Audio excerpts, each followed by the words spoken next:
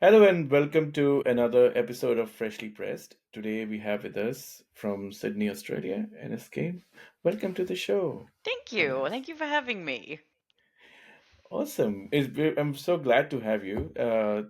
After the previous one that we we had Yeah, the in. previous one that kind of hated us.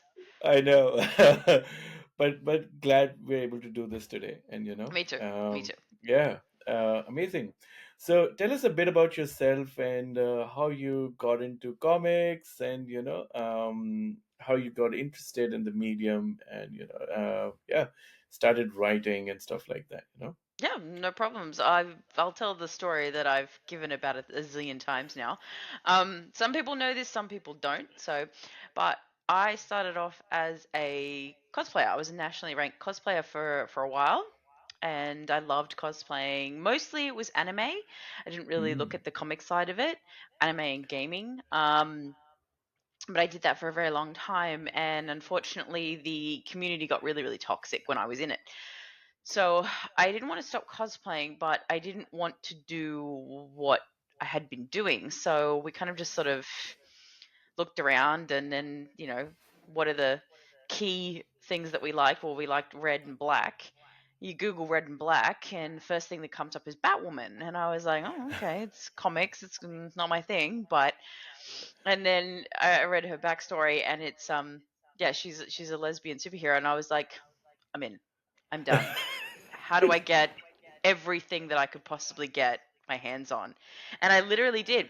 I went to King's that weekend and bought everything Batwoman was in, which was a very small amount at the time.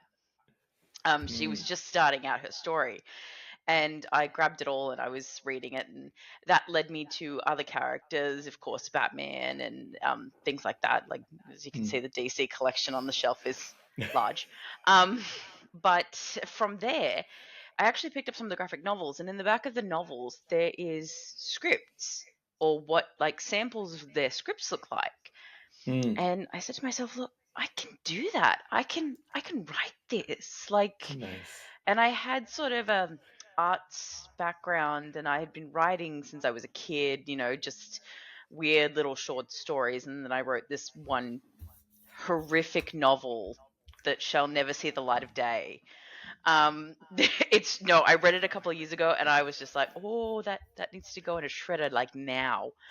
Um, but I sort of got the feeling of comics. I started looking into different sort of publishers like Image and Vault and Boom, and realized that there wasn't just superheroes out there, that you could do anything. And so I started writing little tiny 10-page stories, which is sort of where everything started. And I got little artists to sort of do the 10 pages. And from there, it kind of just exploded. And I haven't looked back since. I absolutely love doing them. I love writing, I love the format. As much as I swear and curse at it, I absolutely love seeing the product at the end of the day when you've got it in your hands and it's there and it's real and you thought Yeah. this up. Like, nothing compares to that. It is so gratifying, isn't it? Yeah. Yeah. Yeah. When you get it back from the printers for the first time, you're just like, that's like, sometimes it's years of work. And you Yeah, look at it yeah. and you're like, geez, that was years in the making, but it's here. It's alive. It's real now. So That's yeah. fantastic. That's fantastic.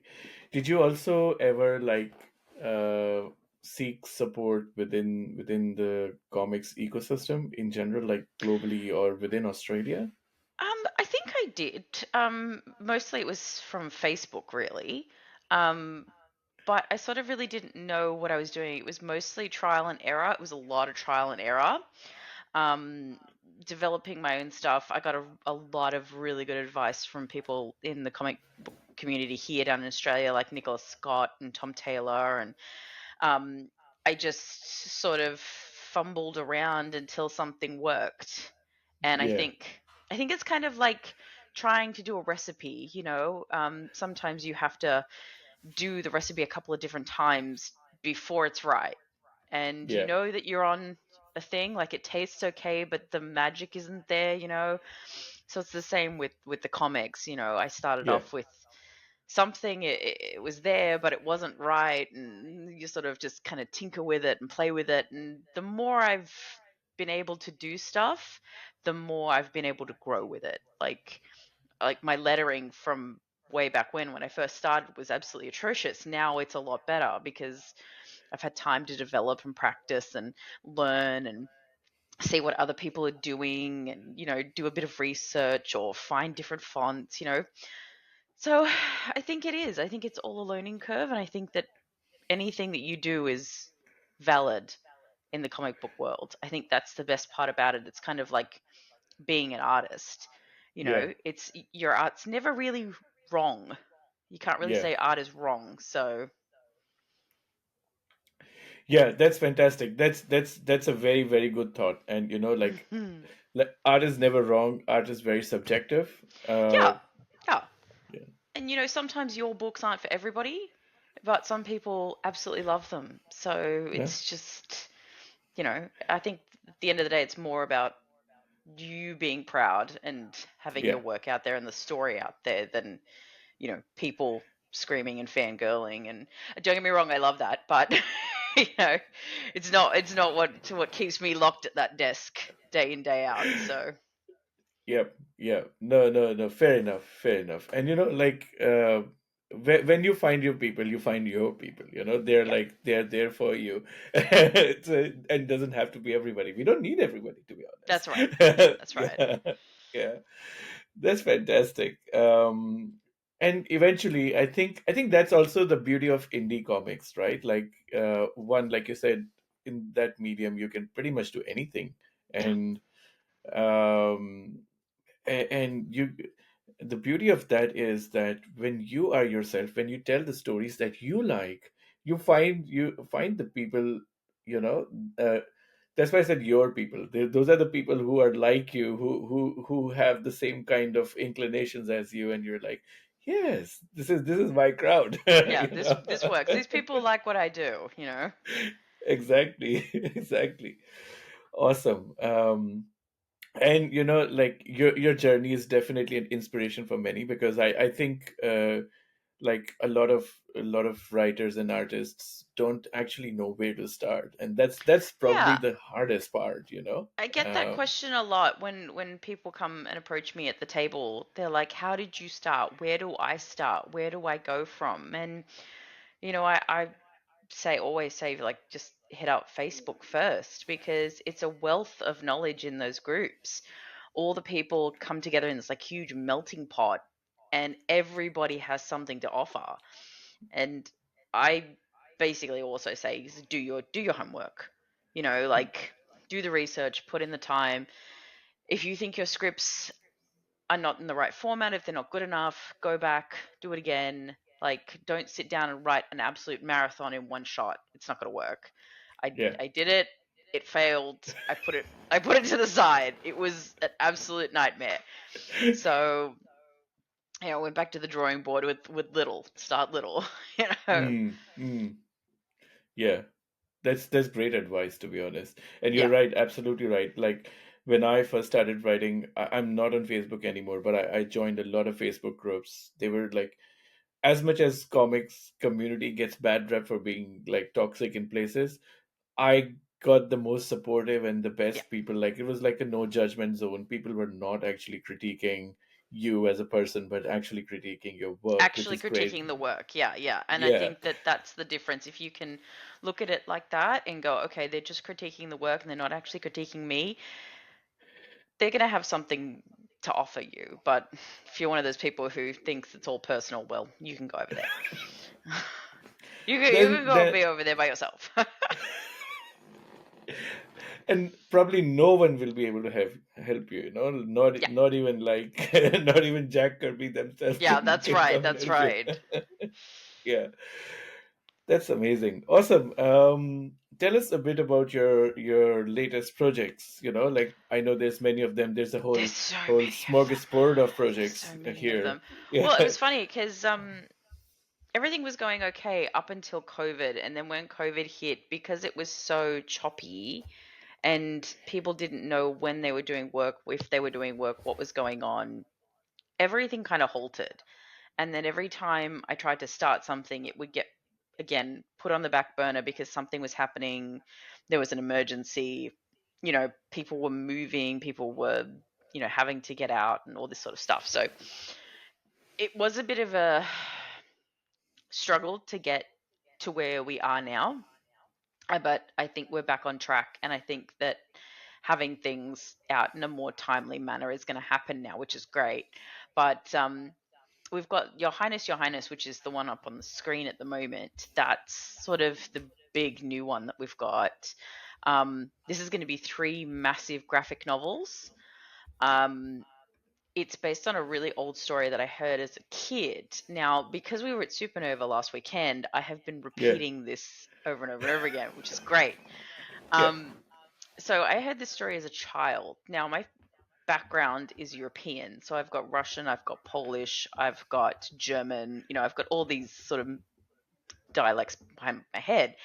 And my mum read this story to me as a kid, and I never really forgot it. It was about two sisters who, they basically, one was the pride and joy of the family, and the other one was dirt. And the one who was dirt was really kind and everything like that. So a typical fairy tale, but she goes to a witch in a town. She sees her and she's thirsty, so she gives her some water and she rewards her so that every time she speaks, she spills diamonds and pearls from her mouth. And the sister got jealous and wanted the same power, but when she went to the fountain and waited for the witch, a beautiful woman showed up and asked for some water. And she goes, "No, no, go away. I'm waiting for somebody." That was the witch again, and she cursed her. She Every time she spoke, she spat out frogs and snakes and all this Wow. sort of stuff. Yeah, and then of course a fairy tale ends with the nice one getting this charming prince who sweeps her off her feet, and they live happily ever after. And I sort of sat there and I thought, well, what if that's not happily ever after? What happens, when it gets a bit twisted? Like, I'm sure this prince has gone, hey, I got a cash cow for the rest of my life now. She'll just speak and my kingdom will be forever rich. Yeah, yeah. So I kind of took that and I thought, well, that's an interesting concept to make the gift actually quite bad and to make the curse quite good, because the other sister uses it to sort of like control the masses and as a fear tactic and things like that. Mm. So yeah, I kind of twisted it on its head and I gave it a bit more. Like the original story, I think, is only like 6 pages in the fairy tale book. I actually Wow. still have it. I actually have the original, like a crazy Wow, that's so person. fantastic. Yeah. So when I showed this to my artist, I said, you have to kind of mimic or like get inspired from the actual old Yeah. artwork. And he loved Wow. it. He absolutely loved it. He ran with it. But yeah, this sort of always sat with me, and I thought, okay, well, I want to give it more. I want to give it more substance. I want to create a world around it. I want to go deeper. And yeah, so we started that, and my artist Chris absolutely loved it. He keeps asking me when I'm going to do the second arc, and I keep saying to him when I'm not tired and working and attending conventions. Um, Yes. Not that he doesn't have enough work at the moment. The poor guy, I've inundated him with work. Yeah. So yeah, it's we're hoping to sort of start arc two probably end of this year, have it out for next year, sort of have one out for the next few years, Yeah. because they are quite big. They're quite big pieces of work. So, um, Yeah. but yeah, that one I'm exceedingly proud of. The artwork is incredibly It's beautiful. incredible. That the We cover is Yeah, absolutely stunning. Yeah, we yeah, put a yeah. lot of effort into it. We put a lot of research into it. We put a lot of background story into it. Like even some of the other language that's in there is actually things that my dad would say, like little quips and things like that, and it's all in like I'm going to say broken Russian because that's what he says it in. Wow. So, he was saying some kind of like curse thing when I was over there when I was writing this, and I said to Dad, "What did you just say?" And Mum goes, "Don't repeat that. It's like a equivalent of a curse." And I said, "No, no, no. You have to write that down for me. That's going in the book. Like I need to know what this means." So, yeah, it's Wow, it's it's it's got a lot of me in it, which is great. And of that's course, fantastic. I just love writing women as the protagonists of my books. So yeah, that happens a lot, That's which is amazing. yeah, yeah, We need it's more really of that. good. Yeah, yeah. Well, yeah, I do like doing it, but I think I'm going to balance it out now. We've got to start changing things up a little bit, which then brings us to Lucky Country, which is the next one. Yeah. Um, Lucky Country is a bit of a weird one. I wrote it with a bit of a moral to it. Again, really love old fairy tales when they had morals to them. I got taught them a lot when I was a kid, and this one is about the tall poppy syndrome, which is something that really happens a lot in Australia. Yeah. Yeah. We cut each other down, even though we're happy for each other, we still get really jealous. Yeah. So that's sort of where this idea came from for this book. I actually wrote it in, I think, a week. I think I just Wow. absolutely smashed it out. It just really came together so easily, and Yeah. Chris really loved it. And we wanted to sort of challenge again what a comic book is. It doesn't have Hmm. to be superheroes. It doesn't have to be fantasy. It doesn't have to be D&D style.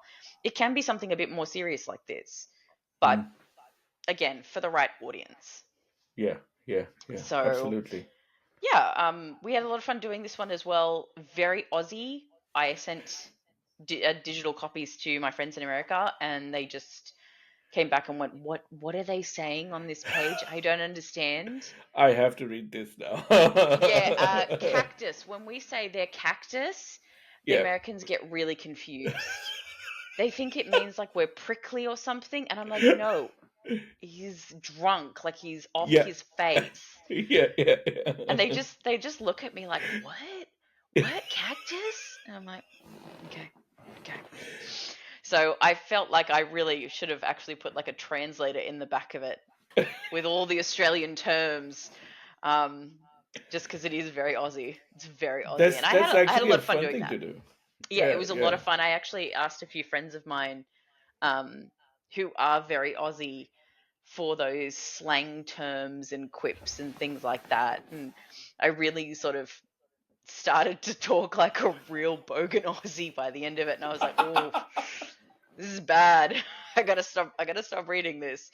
But yeah, and it's got a pretty sad story to it, unfortunately. But I think again, comics doesn't have to be happy all the time. They don't have to be bright and Yeah. colorful. Like this is something a little bit more serious, but it shows the versatility of what you Yeah. can do in comics.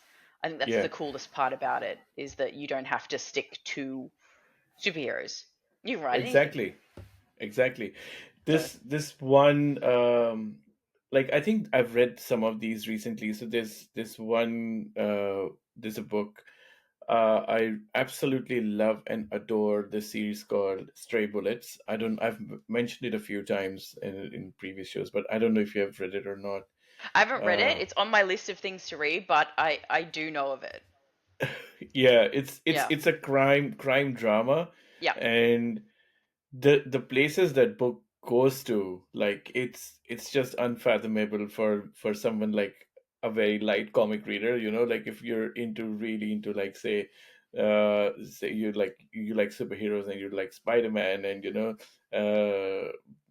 it's really heavy stuff for a casual comic reader, and like it's not for the faint hearted. So, but like it's so rich, it's so beautiful, it has so much emotion, and like things happen to these characters, those characters are so likable, and some of them are not even not likable too, but like that's the point. Like like Yeah. those stories are almost like they're so real.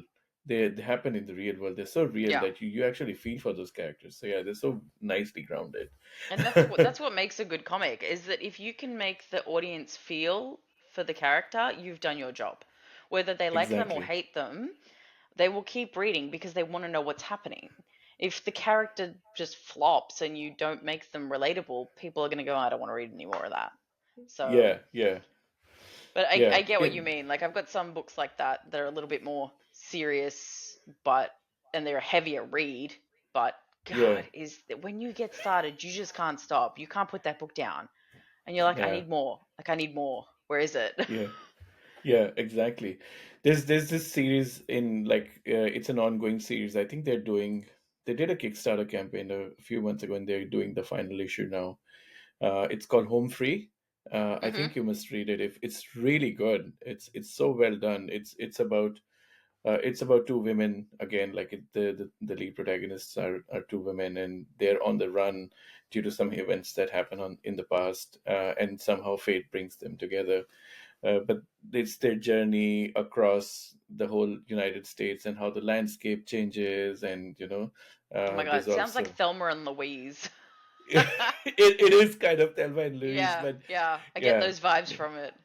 it's such a good book. It's beautifully drawn. It's also like a very intense story, so it gets really intense at times because it's mix of crime and also like it has a lot of politics involved and stuff like Mm, that. So yeah, beautiful story, many layers. But that's coming back to Lucky Country. It looks fantastic. I think last time we talked about it as well, and yeah. I feel like we need these stories because there's not enough like Aussie stories that are grounded and talk Yeah, about that's real another people. thing. We don't have a lot that's sort of set in the Australian vibe, I guess.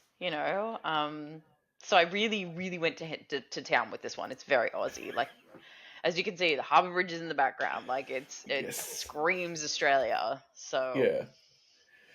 Yeah. It's also about mining, right? So and yeah, it's got very Australian themes, like the mining, the housing shortage. Um, of course, it's got like meat pies and lotto in there, you know, like typical Aussie stuff. But I it's know. got the battlers, doing the hard jobs versus the guys up top who have got it easy. Like, yeah, it's very hard hitting for home. I think a lot of Mm, Australians would read this and go, "Oh my god, that's like scary accurate," even though yeah. it's set in the future, set very far in the future. But it does touch on a lot of emotions and a lot of current events of this Mm, time. And I think that's a good mm. reflection of, use your environment, use what Yeah. you've got now as a writer. Fantastic. That's a great message. And also, it's ironically titled. I don't Yes. know if a lot of Americans would get the reference Lucky Country. They do. They actually They get do? Oh, it. that's Yeah, good. yeah, which is really good because, they understand that people, we do call Australia the lucky country. So that was something I thought was a bit funny to go with, but it actually worked out really well. I think they got more confused with the obsession with the meat pies more than the title. They got really confused. They haven't visited Australia yet. They That's, haven't. They really haven't. yeah. I said you guys have to come down here and you would understand, but they kind of Yeah. just type back to me, we didn't know you have spiders. And I'm like, oh, God, it's not that bad. Yeah. It's not Yeah. that bad, Well, guys. They're only tiny, I th- swear to God. they're missing out some good pies. So Yeah, yeah, they are. that's They all I really can are. say. So, Awesome. yeah, this is one of my older ones, The Hell Court, Yeah. although it's very popular still. Oh, Fox and Hound, Fox and Hound. Oh, let's talk about Fox and Hound. Yeah. I'm up to Issue issue six 6. now. We are up to issue Yeah. six. It has taken us a very long time, and this started off as an absolute side joke and has become its own beast. And I Yeah. love it. I'm not going to stop writing them. I've actually got a spin off series. Not really spin off, but it's kind of like in the same universe as them.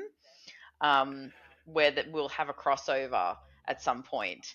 So they've kind of birthed their own. They're birthing their own universe at the moment. Um, but I love them. I'll never stop writing the girls. Um, Yeah. Definitely, we're going for an arc two once this is sort of wrapped up and done. Um, I don't exactly know where we're going with it yet, but Chris and I have talked about a few things, so we're excited to sort of kick on with that. Um, yeah, don't really know where we're going with it, but it's gonna be fun. It's gonna be a lot more innuendo. It's gonna be a lot more jokes. Um, I think we're gonna add a lot more mercenaries into this one. Not so have Mm, it focused around the girls, but mm. we'll see where it goes. But we're very excited to have number six. It's launching in 4 days on Kickstarter. So, Pretty exciting. Pretty uh, exciting. I'm Yeah. really excited to show all the people all the rewards and everything. Like, we've got some wicked stuff this time, and we've just gone ham with having fun and making things. Well, I love all the merch that we've got for Fox and Hound now. Like, it's just fun to have it. Got huge standees on the table, and I've got Nice. the mouse pads. Oh, the mouse pads at the moment are going crazy. But yeah, it's nice to know that the girls are still supported. People really like them. They really like the story. It is campy, it is funny, it is raunchy, but people just really sometimes need that. Like, to Yep. go from really serious to just absolute bonkers hilarity.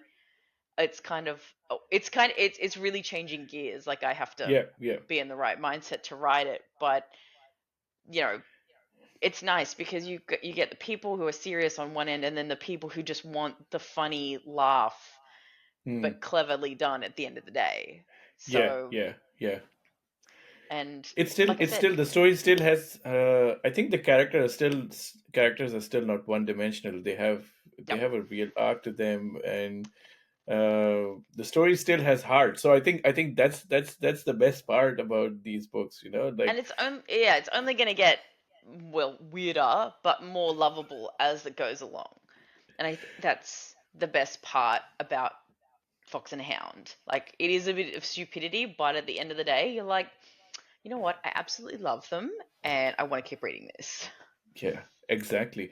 I mean, comics are a medium of entertainment, right? What's Yeah, the point if you're not entertained? that's right. That's right. So I'm very thankful for everybody who has stayed with the series up until now. Um, can't wait to finish the first arc. Can't wait to show you guys how the first story ends, and then of course moving into the second phase of their story, which is just going to be awesome. So they're not going anywhere anytime soon, which is great. That's awesome. I need to pick up a couple of back issues from you next time I meet you. Supernova was such a frenzy. I just couldn't Ah, get Supernova was anything from anywhere. crazy.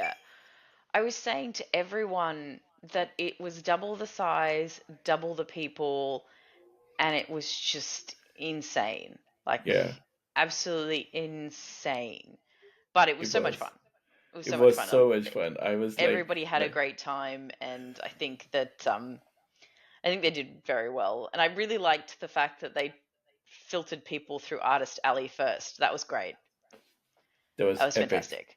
Yeah. Yeah. Yeah, I really enjoyed that. So, next convention is MetroCon in 2 weeks, I Ah, think, down in wow. Melbourne. So I'll actually get to see Melbourne people. I haven't been down to Melbourne since I first started, so it's going to be fun. But it's about time I get back there. I think I was supposed to go back when COVID hit, so it's about time that I get back to the interstate Ah, conventions. Yeah, so literally I've got MetroCon in 2 weeks, and then I think 3 weeks after that is Canberra Oz Comic Con, Sydney Oz Comic Con 3 weeks after that, and then the wow. book fair at the end of the year. So it's just like back to back things at the moment. Nice. I'm actually trying to get my application into the book fair, so hopefully we'll Just hit see them each up. other there.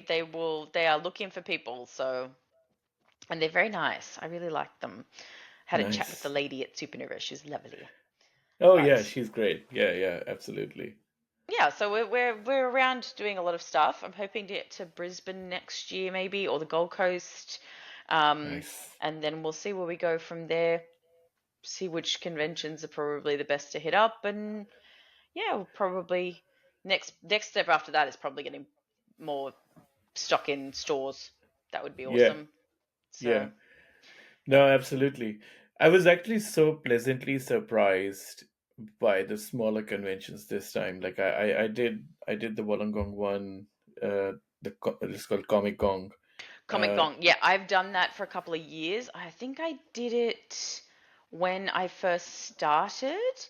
Um, that was where I actually launched Fox and Hound, which oh was great. wow. Yeah, I loved it. We had the best time. Everybody was so lovely, and it was just it had a better vibe. Like it was, I think it was calmer, and because it was more personal, like Yeah. you could talk to people and you could do things, and like I don't know, I just really liked it. It's like the comic conversation in Ashfield. That was great. We had a great time. Mm, mm, nice.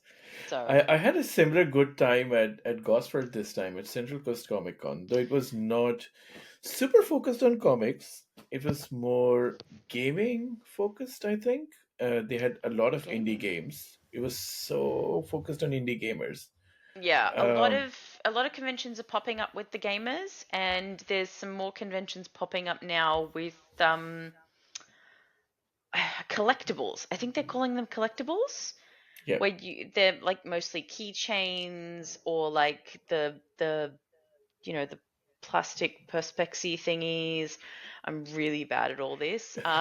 But yeah, yeah, a lot of the collectibles are starting to have their own thing now, which is great. Like I yeah, think the pop culture world is now split into about a zillion different facets, which is interesting. It's interesting to come yes, from. I think I've been in the pop culture industry for the last 20 years, so yeah. like it's pretty cool. Yes, absolutely. Now, I think my literally my first thing that I did was at a collector. It's not collector con, but it was like a collector fair. So they had like everything from like old LPs to like LP records to like the trading cards and Yeah, graded cards yeah. and whatnot. Like yeah, it was like Trading cards such and a things like that. Like it's crazy where everything has gone, basically. yeah, yeah. I till then, like obviously I did watch a lot of Pokemon, but I did not know Pokemon trading cards was such a big thing, like So massive. so big. When I was in school, they were huge, and then when you get to our age, you were like, oh man, I shouldn't have given away all those cheap cards. Like, they may be worth money now. And then you fall into the pit hole that is Magic the Gathering, which is Pokemon cards for adults. And then you lose all your money there. Yeah. Yeah, As you can pop tell, culture is I've expensive. been, yeah, I do that a lot. So I lose a lot of money on Magic.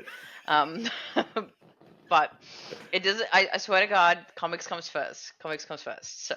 Yeah, it was funny. I think I interviewed somebody from Canada a while ago, and their cover artist, because they had a Magic the Gathering card, and the cover Mhm. artist happened to be the person who created that card. Yeah. And it was like they were like, oh, like it was like they had like this whole fanboy moment where they were like, oh my god, I'm getting to work with this person who has this. They have some amazing artists on board. Like sometimes you Yeah, just look at the card, and even though it does absolutely nothing, you're like, it's really pretty, and I want to do something with it. But will it yeah, work for me? Probably not. But it's really pretty, so I'm just going to put it there, yeah, which is what I do. yeah. Don't even get me started on Warhammer. But yeah. Yeah, yeah, yeah. That's another problem. That's another problem. That's another addiction. Cool. Let's talk about wretched potions. So Richard Potions is one of my new series. So we have Queen Bee, which has issue one, which issue two will be launched soon for that one. But Richard Potions has just started as well. Now these are both going to be 6 issues each, and then they will get put into a graphic novel by the end of them. But that'll be it. Like once the 6 issues are done, it's the whole story. Um, Ah, Richard Potions came from sort of my love of alchemy. I really love alchemy. Um, I did a lot of research on it. I did a lot of losing my life on it. Um, yeah, there's a lot there, but I had this massive sort of file on it, and I thought I don't really know what to do with this. And then I had this story kind of sitting in the background. Um, it sort of really didn't have anywhere to go or anything to do, but it was a little bit funny, and I really liked it. And I sort of Mm. always had it ticking around. And then um, Laurent Reese, who did the artwork for this, I approached her to do a story. And as I approach every single artist, I actually give them a portfolio, and it has like a one blurb, sort of kind of like that description of the whole story and what it's about and the characters, and that's it. And I always say to the artists, pick what you like.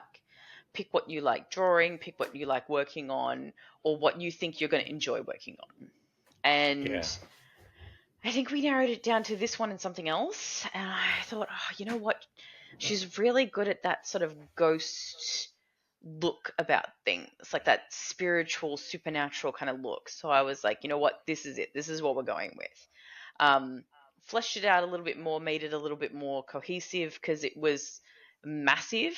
I think this was supposed to be three massive graphic novels, which would have Mm. just been a lot of waffling, and a lot of alchemical talk that people probably would have absolutely no idea what I was on about. So I Yeah. shortened it, made it a bit more readable, made it a bit more relatable, and we've got Wretched Potions now, which I think has come out a lot better, honestly. Nice. Really happy with it. It's a little bit funny. Like I said, it's very science heavy, so if you're not into science, you're probably not going to get a lot of the stuff in the background. However, it does have a lot of sort of shamanistic, natural elements to it as well, which is Mm. interesting because it's like two opposing forces. Like one is Yeah. very natural and ritualistic, and the other one is very scientific and chemicals and order. So putting Yeah. the two Yeah. together it makes for a really funny read, actually. And I love the main That's amazing. character. Yeah, Nerion is great. He's a little bit of a loner. He's a little Mm. bit of a grouch, but he's pretty funny. I do love him a lot. Nice. And as you can see, I seem to put a cat in the back of everything. I Hmm. think most of my works have a Yes. cat in it somewhere for some reason. I always Yeah. add a Yeah. cat into something, but yeah, I really enjoy this one. The Yeah. artwork again is stunning. Laurent did It an looks amazing. amazing job. Like some of the internals are just beautiful. She's done an amazing job of bringing them to life. I wouldn't trust anyone else with this now. I'm really happy with how it's going, and I can't wait to keep going with the whole thing. We'll probably have two issues every year released. Yeah. So two this year, two next year, 2025, 20, so it'll probably be finished in 2026. You're busy. Yeah, yeah. I'm very busy, so but it's nice to sort of, because people kind of It's look at you good. and they go, "Oh, when's the next one coming out?" And it's nice to give them a solid timeline and go, Yeah. okay, this one's first half of the second issue and second half of the year. So, usually catching the first wave in June for Supernova, second wave September, November ish for the Yeah. rest of them. So it'll work, and it'll be good for readers to have something a bit more regular. I find that a lot of the time a lot of time people come back to me and they're like, when's the next issue? And I'm like, I have no idea. So I want to kind of be a bit more upfront and be like, yep, next issue's coming Yeah. out this time. Make sure you grab it. Make sure you come back and see us. So yeah, very, very proud of this one. I think it's going to be beautiful when it's finished. I think That's you're going to fall fantastic. in love with the characters. I absolutely did when I wrote it, and Yeah. I wanted to project that in the book. So Yeah. very happy with my guys. That's amazing. That's a great thing that you said, like you did, by setting yourself a timeline and like telling people about that, because I think that's one thing I constantly see. people struggle, like readers especially struggle with indie comics, because Yeah. they're always like, oh yeah, I backed this book, I really loved issue one, I'm not even sure when issue two is going to come out. Like then there's going to be like a crowdfunding campaign, and then 6 months to wait for all the internals to finish. So it could be Yeah. at least a year and a half after issue one that I get issue two. So That's yeah, right. That's yeah, right.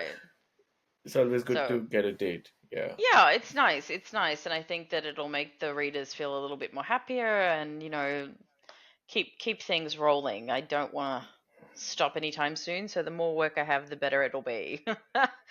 Or I'll probably go crazy from it. No, One of the we two. don't want you to. We don't want you to. We want more stuff, You more want more good stuff. stuff?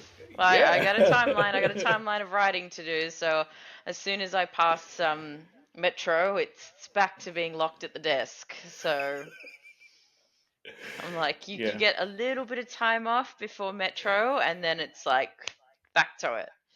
that's true. That's true.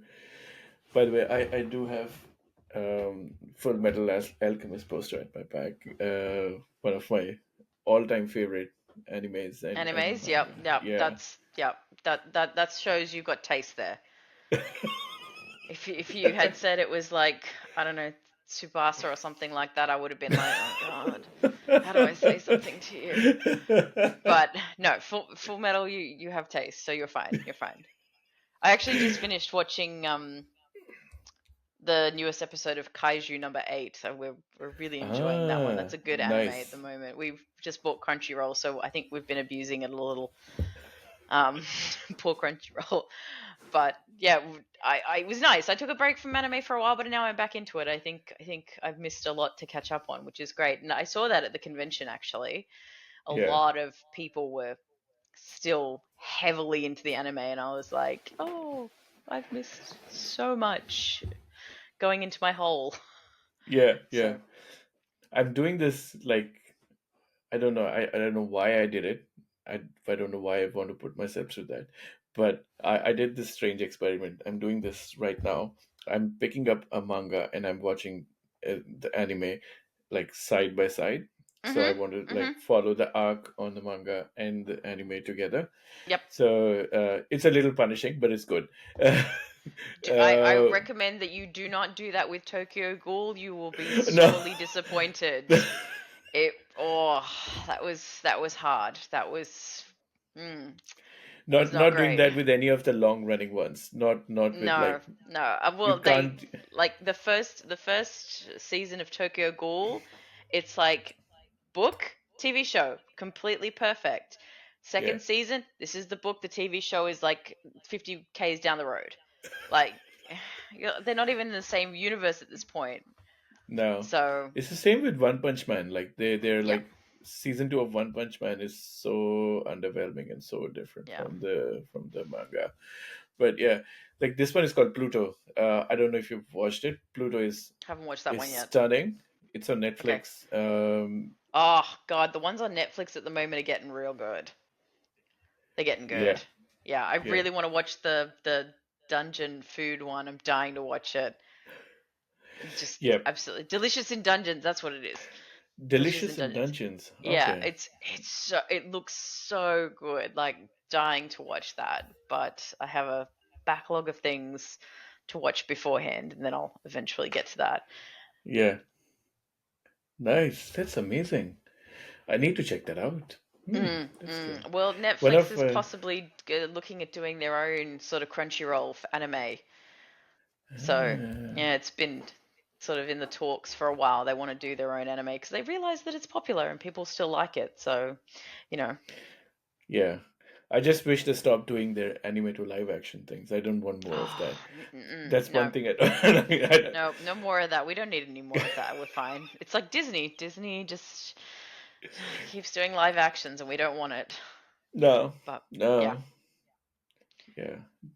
If you want, just improve just make just make a better better animated story. versions. Write something good. It's not like there's 1,001 of them out there.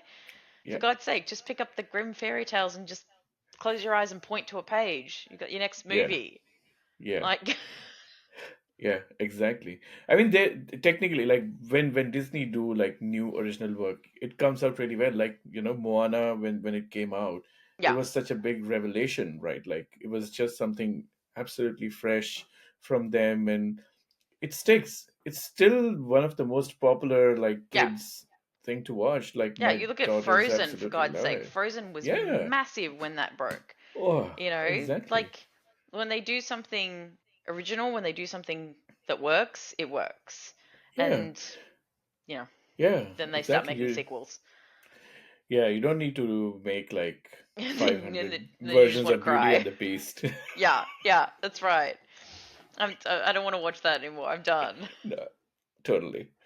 I'm not even like, I don't even give my daughters those books to read, or like, I don't let them watch any of that like stuff that's so like, I don't know, like, I don't think they're good for kids and girls at all. No. Like, I You know what yeah, was actually a really good turn for Disney was when they told the stories of the villains. Um, but they kind of made them good, if that makes sense. They yeah. did a whole book series on it. It was actually really, really well done from Disney. They didn't get as much attention as it should have, but Mm, it was very well done. It was The stories were very good. They were very meaningful. They made you look at the villain in a different light. It was yeah, actually very clever, and I that's wish very that nice. they would go with that, more, but then they Yeah. wouldn't be the villain. you know. They did an Australian movie, I think in the 90s, an animated one. Do you Oh remember that? God, no. There was these animals in the outback movie. All I I'm remember is completely Blinky Bill. That's all I no. remember. I don't remember the name of the top of my head, but it was like, I think I watched it as a kid, and it was really dark. Kind of scarred me when I was like really young, and it was like, oh my god, this thing is scary and it's really dark. Wait, Yeah, it is was it really. Fern Gully? No, it was not even No, Fern Gully. No, the Fern Gully scared me as a child. It scarred me for it, life. yeah, But now that you're older, you appreciate Tim Curry doing the voice even more. And then you realize that Batty is Robin Williams, and you're just like, oh God, this was amazing. yeah, Like, yeah. It now was you're called looking the it up. Rescuers Down Under. Oh, The Rescuers. Yes, I used to watch that all the time. It was such a good Yes. movie. It was Yeah. such a good movie. Yeah, Yeah, The Rescuers was a very good one. Again, very underrated. yeah, Kind of like, what's his name? The one with the Baskerville Hound. He was supposed to be like Sherlock Holmes, but he was a mouse. yeah, Can't remember the name yeah, of it. yeah. But yeah, underrated. Good stuff, but underrated. I think it Yeah, exactly. got a little bit overshadowed, but I think it does make a resurgence when you're younger, like especially with people our age, Yeah, showing it to their kids now. yeah, It's exactly. all come back. Like I think Chip and Dale made a resurgence from Disney because we watched it when we were kids, and we kind of, I don't know, our generation is very nostalgic. We Yeah, love our nostalgia quite a lot, and I yeah, think that's what keeps it going. So we just that's keep true. rehashing it because we love it so much. That's very, very true. Awesome, and we're coming close to time. But before we go, what's the campaign you're closest to launching right So now? that is Fox and Hound 6. It will be on Cool. Kickstarter on the 1st of July. Really excited for this one. We've got so many rewards in it. We've got a lot of sort of giveaways. We've got extra things for people who have backed before. Um, just wanting to really say thank you to the fans who have been with us from issue one. So, and of course, the new fans as well who have never read any of it and wanted to come and check it out. So, we're very excited to have it. Just finished putting the last little touches on the Kickstarter. So, yeah, it's all good to go on the first. So, That's please awesome. join the weirdness if you haven't already. Go and find us on Kickstarter. We're there. Just type in Fox and Hound and you'll see everything. Yes. Yeah, all the best for the campaign, and Thank you. I'm pretty sure the book will do really well because it's a really good book. I have a couple of issues. I need to get more. Hmm. I'll Yeah, it's had a lot of fun, and it goes in weird places, bizarre places, as comics should, because we it's it all comics, especially indie comics, are about embracing your inner weirdness. So Yep. yeah, Absolutely. yeah, Absolutely. amazing. Thank you for coming on the show, Ines. Thank you for Really having me. appreciate I'm your time. glad that the stream didn't drop out this time, or we're all good. Yes, we're all good. I'm so happy. Amazing. And till next time, stay happy, stay weird, and enjoy a lot of comics. Thank you. No problems.